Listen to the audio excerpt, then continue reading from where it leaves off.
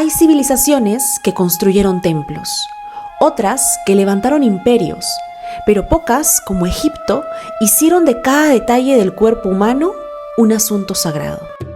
Y aunque han pasado miles de años, sus fórmulas, herramientas y secretos siguen fascinándonos.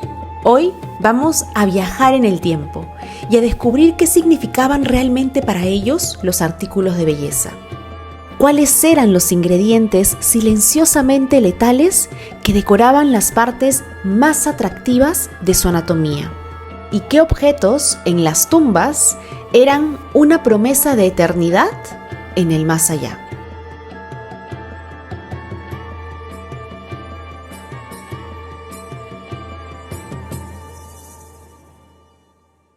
Nos remontamos hasta una de las primeras civilizaciones.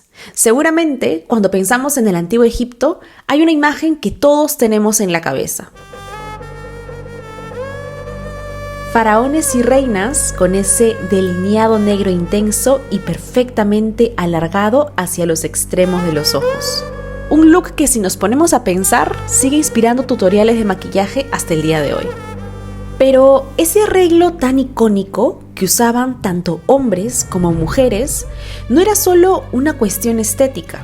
Algunos egiptólogos incluso dudan de que belleza sea la palabra correcta para describir lo que los egipcios valoraban visualmente.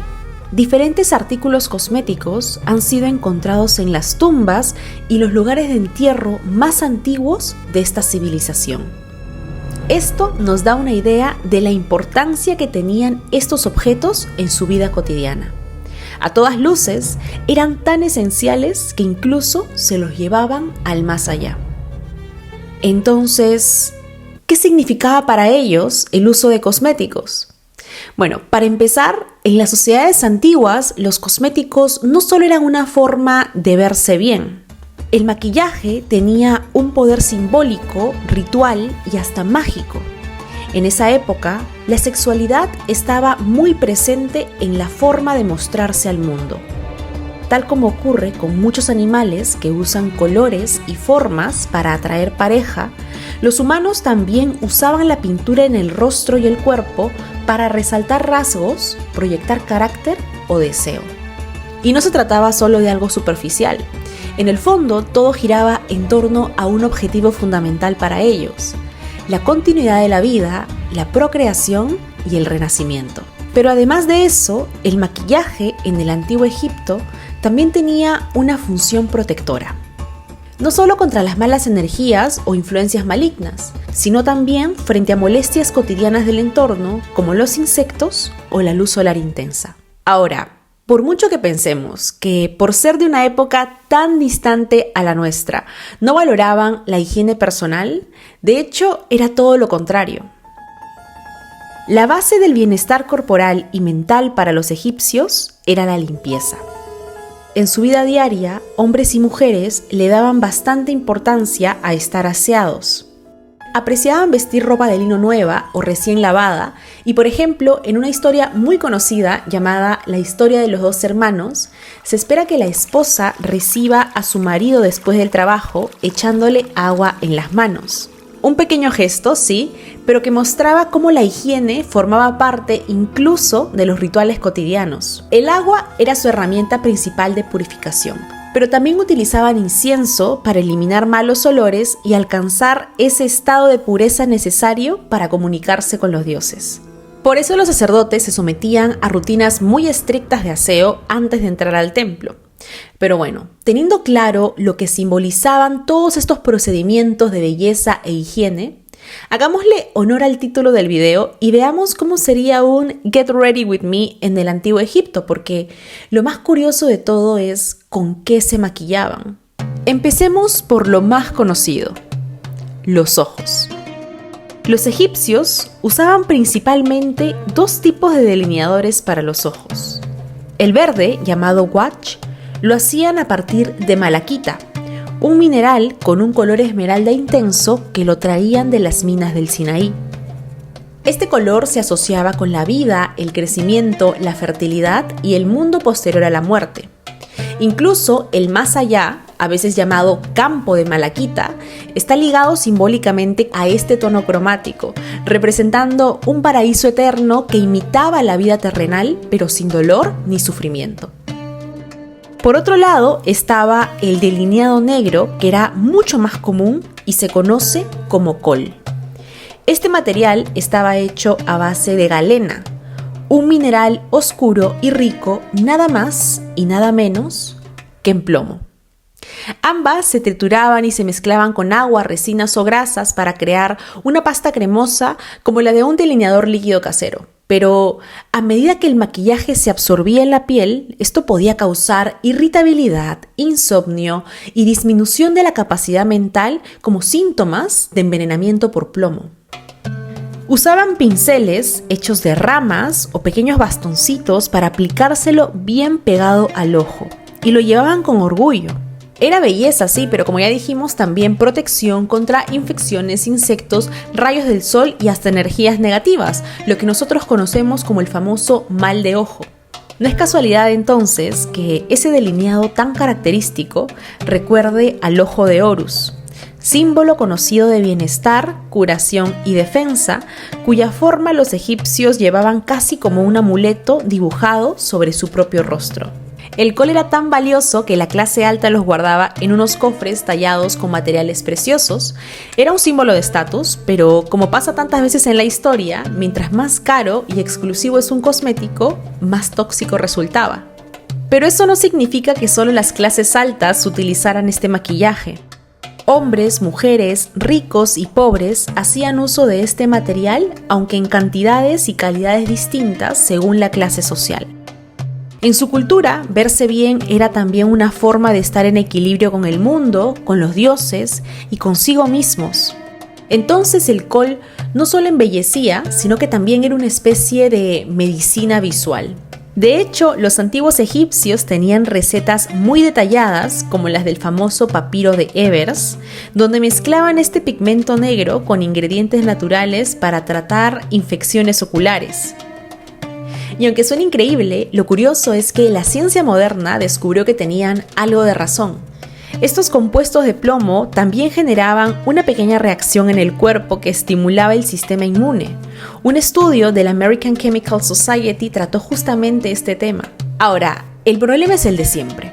El veneno está en la dosis, porque aunque el maquillaje ayudara a combatir los microbios, lo que también hacía lentamente era envenenar el cuerpo, más aún en la zona de los ojos donde la piel es finísima y muy permeable. Y lo peor es que en la antigüedad nadie se daba cuenta de que se estaban intoxicando al maquillarse todos los días. Incluso hay indicios que relacionan el envenenamiento por plomo con varios artistas famosos a lo largo de la historia, como Goya o Caravaggio. Esta condición se conoce como saturnismo y es causada por la exposición prolongada a sales de plomo presentes en muchos de los pigmentos que se utilizaban para pintar. Los síntomas más impactantes eran los cambios de humor, las alucinaciones y las convulsiones en los casos más graves. Pero el ritual estético no solo se quedaba en los ojos, sino que se extendía al resto de su zona facial. Como cualquier rutina de cuidado actual, en el antiguo Egipto también se le prestaba bastante atención a la piel. Un clima seco como el que tenían exigía el uso de aceites y grasas naturales para mantener la piel flexible e hidratada. Por ejemplo, contaban con aceite de ricino, sésamo, moringa y bálanos. Estos aceites no solo eran productos de uso diario, sino que también se distribuían como parte del salario de los trabajadores, especialmente de aquellos que participaban en proyectos reales como la construcción de tumbas. El deseo de conservar una piel joven y saludable también llevó al desarrollo de fórmulas contra el envejecimiento. Existen registros de recetas para tratar arrugas que combinaban cera, resina, hierbas, miel y leche, así como exfoliantes suaves hechos con calcita o sal. Incluso Cleopatra, una figura mítica del antiguo Egipto, es recordada por supuestamente bañarse con leche de burra, una práctica que hoy se entiende como una forma primitiva de tratamiento con proteínas y lípidos para suavizar e iluminar la piel. Y para la depilación mezclaban miel y azúcar obteniendo un preparado similar al de una cera caliente. Aunque el arte egipcio era polícromo, no solía representar matices o detalles sutiles en el rostro. Sin embargo, se encontró una excepción notable en la tumba de Nefertari, reina de Ramsés II, donde las pinturas murales muestran claramente círculos rojizos en sus mejillas, más oscuros que el resto del rostro, lo que sugiere un intento de representar el uso de colorete o rubor. El pigmento rojo usado en estos casos solía derivarse del ocre, un material natural extraído del desierto egipcio. Pero el ocre rojo no solo se usaba con fines estéticos, sino también en medicina. En el papiro de Ebers se halló que mezclaban el ocre con jugo de sicómoro para tratar ciertas quemaduras. Ahora, aunque no se conservan muchas pruebas directas, se sabe que existía una sustancia similar a este rubor que pudo haber sido usado también como tinte labial. La única representación clara de esta práctica aparece en el conocido papiro erótico, donde una mujer se pinta los labios con una espátula mientras sostiene un espejo y un recipiente alargado, probablemente con el tinte. En algunas pinturas murales, relieves y esculturas, se puede notar que los labios de las mujeres están representados con un tono más oscuro que el resto del rostro, lo cual podría indicar el uso de pigmentos labiales. Un ejemplo destacado es el famoso busto de Nefertiti, cuyos labios rojizos destacan sobre una tez melocotón. Se dice que Nefertiti usaba cinabrio, pero no hay pruebas de ello. Y aunque existían pigmentos como el rejalgar y el oropimente, aún no se ha confirmado el uso concretamente cosmético de estos minerales. Pero donde sí tenemos evidencia más clara es en el cuidado de las uñas. En el arte egipcio suelen aparecer pintadas de blanco, creando un contraste marcado con la piel rojiza de los hombres y la amarilla de las mujeres. En estatuas y momias también se han hallado rastros rojizos en dedos de manos y pies, lo que sugiere el uso de henna. Una práctica que curiosamente sigue vigente en muchas culturas de Medio Oriente, el norte de África y la India. Y aunque no se puede descartar que parte de esta coloración provenga del proceso de momificación, todo apunta a que embellecer las manos formaba parte del ritual estético cotidiano. Y si hablamos de embellecimiento corporal, los tatuajes ocupan un lugar fascinante. Hay pruebas claras de que muchas mujeres egipcias decoraban sus cuerpos con patrones hechos directamente sobre la piel. Las momias han revelado figuras de puntos, cruces o incluso imágenes del dios Bes, una deidad enana asociada con la protección femenina durante todas las etapas desde la concepción hasta el parto. Estos tatuajes no eran decorativos sin más, todo indica que también tenían una fuerte carga simbólica y sexual. Por ejemplo, se han encontrado diseños de Bes en los muslos de bailarinas o músicas, incluso se han hallado pequeños frascos y losas decoradas con estas mismas figuras. Bueno, ya vimos que en el antiguo Egipto no había zona del cuerpo que no estuviese libre de algún tipo de cuidado o decoración. Pero por supuesto, después de la piel, los labios, las uñas, los ojos, viene el marco del rostro, el cabello. Y si pensabas que solo lo llevaban corto por el calor, pues no. El cabello también recibía tratamientos específicos, tanto de higiene como de estética. Aunque no hay evidencia de que usaran champús como los nuestros, sí existen hallazgos que sugieren que preparaban mezclas limpiadoras a base de grasa y natrón, un mineral natural que, además de purificar, ayudaba a disolver la suciedad y la grasa. También cabe mencionar el uso de saponaria, una planta que produce espuma suave cuando se remoja en agua tibia. Pero el cuidado no solo terminaba en la limpieza. En una cultura tan simbólica como la egipcia, el color del cabello importaba y mucho. Utilizaban la negrura de otros animales con la esperanza de transmitirla a su propio cabello. Grasa de serpiente negra, sangre de ternera, renacuajos, huevo de cuervo o columna vertebral de cuervo fueron algunos de los componentes que usaron para difuminar ese rasgo de vejez. Hervían el ingrediente elegido con aceite y procedían a aplicárselo en el cabello o las cejas. Y por supuesto no podemos dejar de mencionar las pelucas. Cuando vemos las momias o cualquier película ambientada en esta civilización, no pasan desapercibidas las pelucas que usaban tanto hombres como mujeres. Muchas de ellas sobreviven hasta el día de hoy en distintos museos del mundo y estaban hechas a base de cabello humano o fibras vegetales.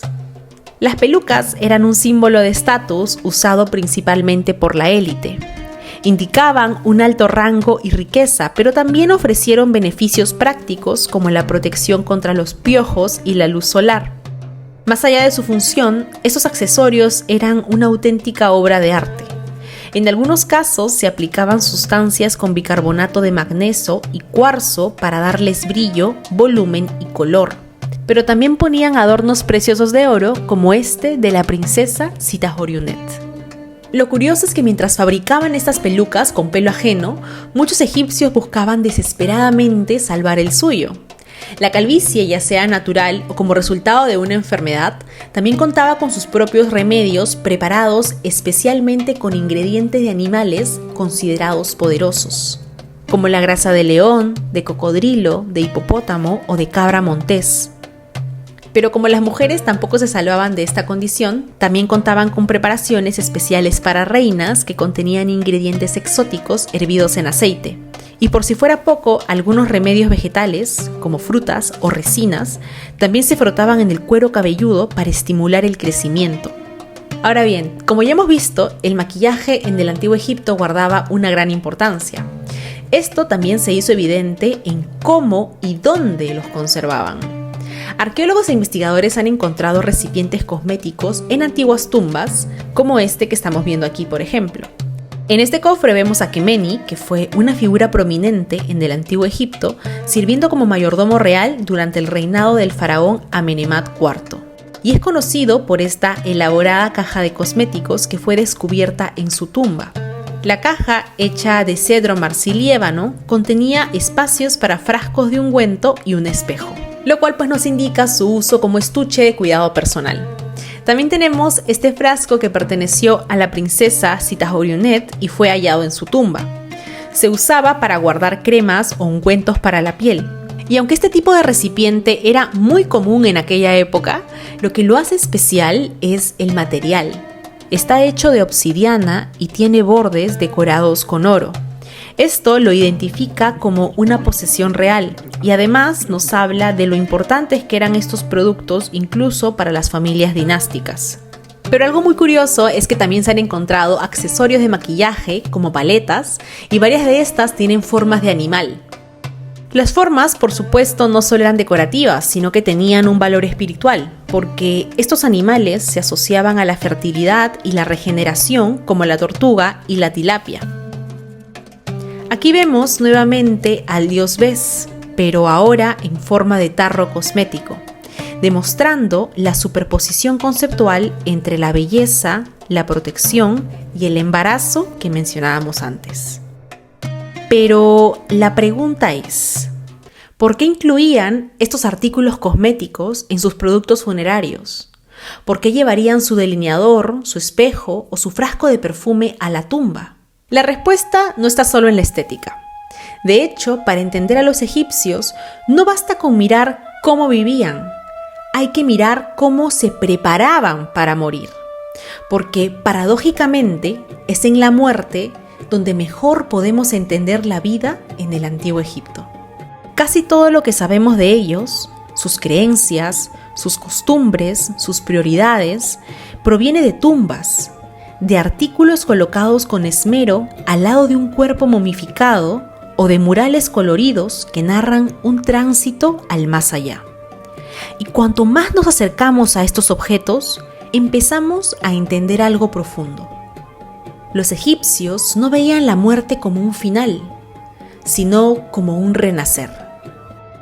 Entonces, en el contexto funerario, la cosmética no era una frivolidad, sino que servía para purificar el cuerpo, para embellecerlo, sí, pero también para prepararlo espiritualmente, para devolverle su vitalidad y sexualidad, dos cualidades esenciales para iniciar el proceso de renacimiento en el más allá. Así como en vida, esos mismos productos, maquillajes, perfumes, ungüentos, joyas, ayudaban a resaltar la sensualidad y atraer al otro, en la muerte cumplían una función similar. reactivar esa energía vital necesaria para renacer. En la tierra, ese poder de seducción se asociaba con la fertilidad y la creación de nueva vida. Pero en el umbral del más allá, esa misma fuerza se transformaba en el motor espiritual que permitía al individuo regenerarse, volver a la existencia y alcanzar una forma de vida eterna en compañía de los dioses.